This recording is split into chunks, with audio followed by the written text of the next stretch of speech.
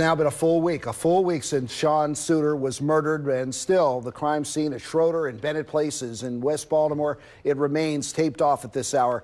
ABC 2 News investigative reporter Brian Kubler has been on the story and joins us live right now from Baltimore Police Headquarters tonight with the continued search for Suiter's killer and those inside and outside the department mourning his loss. Brian? Yeah, Jamie, Sean Suiter was only in the homicide unit of the police department for about 2 years, but in that short time, victims' families became friends, and friends became families. Exactly a week later now, and this part of Harlem Park in West Baltimore remains a crime scene, an active one, as forensics were called back out just today. But while technicians revisited Suiter's scene, he was more than police officer. Kevin Fenwick felt compelled to meet us at his son's crime scene. Kendall Fenwick, you might recall, was murdered 2 years ago after erecting a fence around his northwest Baltimore home to keep the drug dealers out.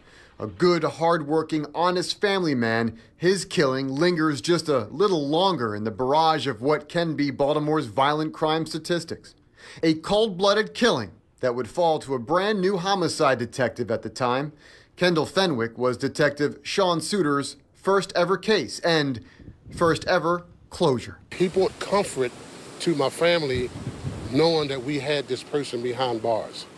And he always told me I would be there for you. And he has. And he has. A true friend, he has. But it didn't stop there. Through the next 2 years, Suiter became family to Fenwick.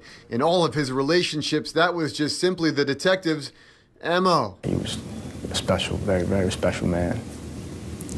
My brother and I love him forever. His colleagues say much the same thing. Detective Eric Perez came up in the department with Suiter yesterday telling us it's all that he can do from falling apart, balancing such pain with the drive for justice. I have to battle the emotion while sticking to the mission, which is finding who killed Sean.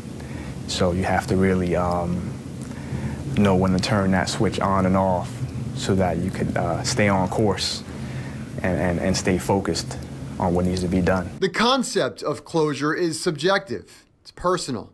But there is perhaps no one better equipped to define it than a homicide detective and the family member of a murder victim. For Fenwick, he can only hope the family of the man who worked so hard to give him his closure is afforded the same comfort. It's terrifying. It is. It's speechless. Speechless. Just trying to hold myself together now, but it's speechless. Speechless.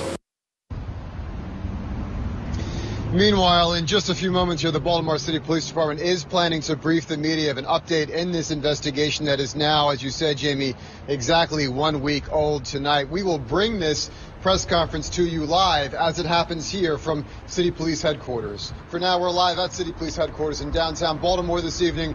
Brian Kubler, ABC 2 News.